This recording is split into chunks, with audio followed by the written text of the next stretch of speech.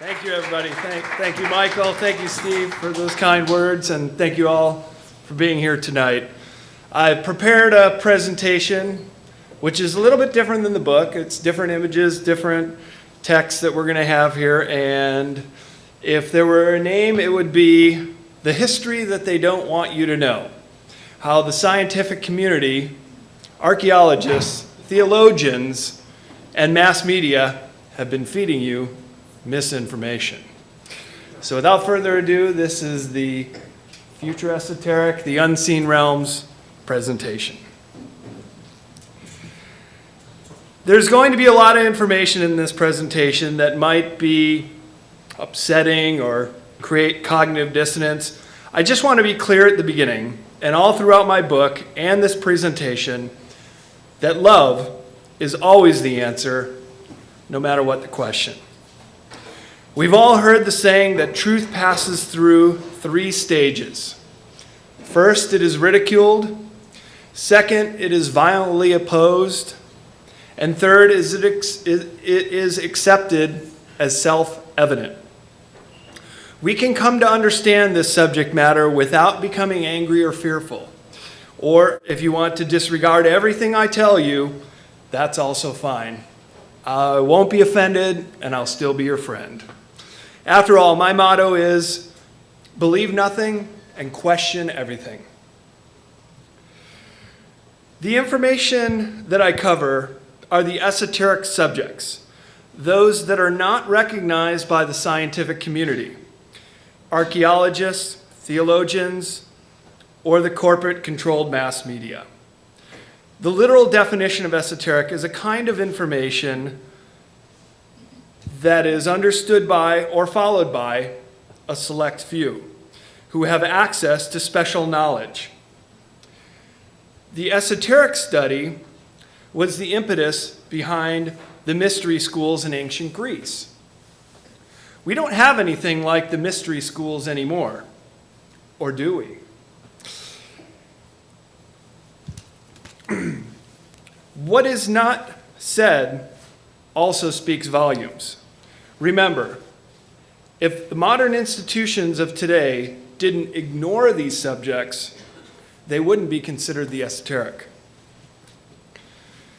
And for those who are skeptical about the upcoming information, there are 2 ways to look at it.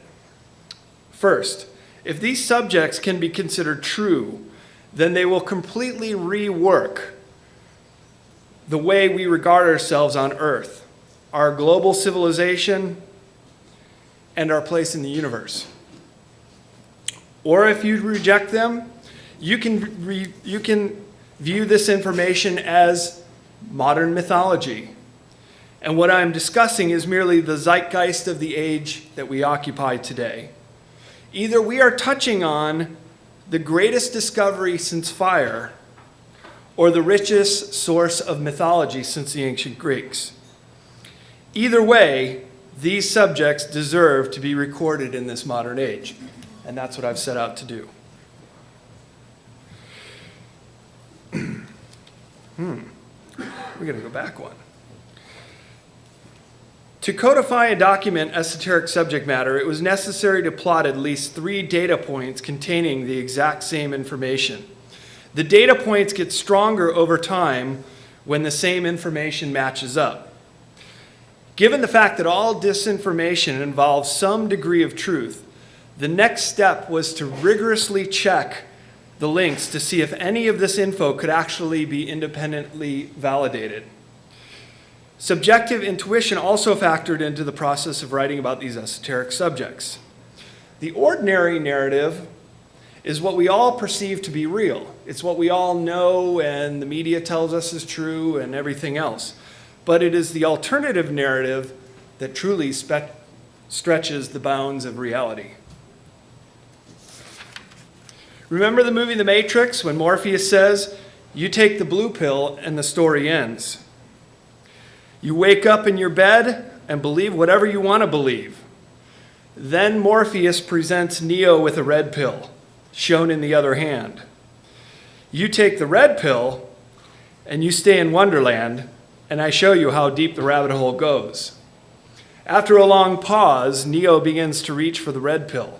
Morpheus reminds him, "Remember, all I am offering is the truth, nothing more." Neo takes the red pill and swallows it with a glass of water. In this presentation, consider the blue pill to be deception and the red pill to be hidden truth, or the esoteric knowledge of our past and future. If you were given the choice, would you rather take the blue pill and see how deep the rabbit hole actually goes? But then what? It's the hoping and the waiting that's killing us. But what choice is there? Because once you're in the know, there's a tremendous sense of responsibility that comes along with it. For me, I cannot sit idle and do nothing. Sometimes I wish I could just take the blue pill again and rejoin the ranks of the blissfully ignorant, but life is not like that. Once you know something at your core to be true, there's no turning back. Contrary to what you might think, this is not a presentation on conspiracy theories, but rather on what we already know is a global plan with a very clear agenda, however covertly that may be. We're going to talk about UFOs and ETs when we get to the cosmos section, but before we get there, we need to tackle the secrets section. It has been said that no one can truly understand the UFO phenomenon without looking at the motives of people here on Earth, and this is called the study of exopolitics, which is a study of human motives, but also of ET motives. Unless we can truly understand human nature and why certain powerful people might have a motive for keeping everything about UFOs top secret, we cannot fully understand the scope of exopolitics. There is an agenda of mass control on this planet, not just for the resources of the world, but the power to control our minds. So let's delve into the dark nature of the macro secrets held in the world. And I'll touch on what is being withheld from us, who is doing it, their agenda, and why it matters to you. Let's take a peek behind the invisible veil.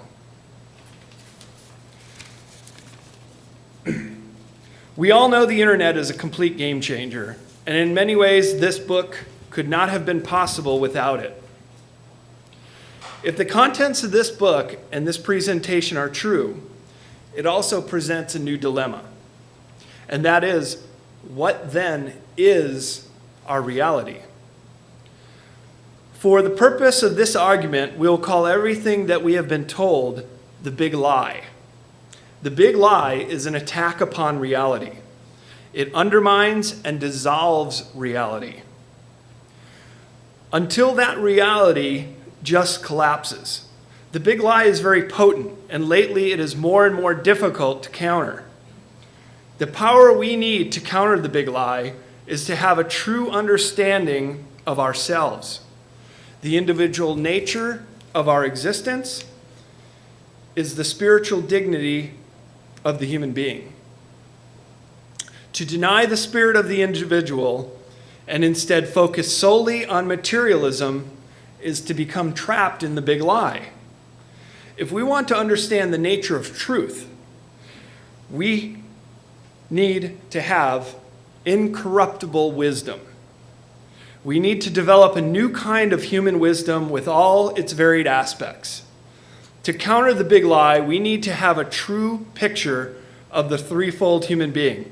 That is, the universal understanding of mind, body, and spirit. We also need to know who is spreading the big lie.